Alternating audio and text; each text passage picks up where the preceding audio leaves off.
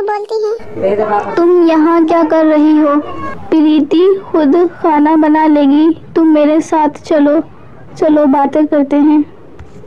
अरे माँ जी देखो ना, तुम्हारी छोटी बहू से तो खाना बन ही नहीं रहा है, ये बहुत छोटी रह गई।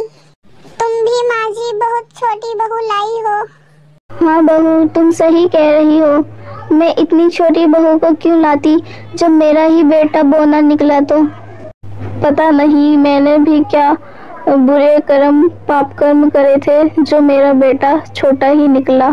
लो प्रीति, तुम इस पर खड़े होकर खाना बना लो, बहुत तेज की भूख लगी है। प्रीति की सास और जेठानी चली जाती हैं और वो दोनों आपस में बातें करती हैं।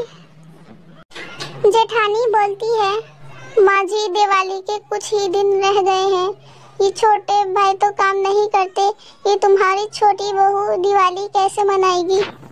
मैं तो तुम्हारे बड़े बेटे से मना कर दूंगी कि इनको खर्चे के लिए पैसे ना दें, ये तो हमारे सहारे ही पड़े रहेंगे, ये क्या काम कर सकेंगे। कुछ दिन बाद दिवाली आ जाती है और प्रीति की सास और जेठानी प्रीति और श्यामू को घर से बाहर निकाल देती हैं। प्रीति और श्याम का कोई ठिकाना ना था, वो दोनों रोड पर आ जाते हैं और श्याम प्रीति से बोलता है, प्रीति तुम्हारी किस्मत तो खराब है, तुम्हारा पहले कद छोटा और मैं भी कुछ काम नहीं कर सकता। अब हमें क्या करना चाहिए बताओ प्रीति।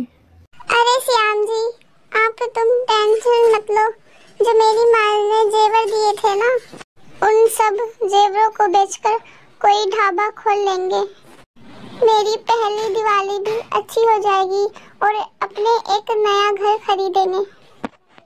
हाँ प्रीति, तुम सही कह रही हो, तुम तो वैसे भी खाना बहुत अच्छा बनाती हो, अपना ढाबा बहुत ही चलेगा और अपने काफ़ी कमाई कर पाएंगे। प्रीति और श्याम एक ढाबा खोलते हैं और उनका ढाबा बहुत अच्छा चलता है। कुछ दिनों बाद प्रीति ने भी बहुत अच्छा घर खरीद लिया था। एक दिन श्याम की माँ और उसकी भाभी उनके ढाबे पर आती हैं और श्याम से माफी मांगती हैं। बेटा, तेरा बड़ा भाई जुए में हार गया है और अब यहाँ तक कि घर भी बेच दिया है। अब हम कहाँ जाएं? हम तो बेघर हो गए। फिर मिन्नी बोलती है, अरे माँ जी, तुम कैसे घर से बेघर हो गई? हमारा घर है ना, वो भी आपका है। हमारे साथ रहना और भाभी आप भी हमारे साथ रहना। अब प्रीति की सास और जेठानी जी ढाबे में मन लगाकर काम करती हैं। अब सब लोग खुशी खुशी दिवाली मनाते हैं।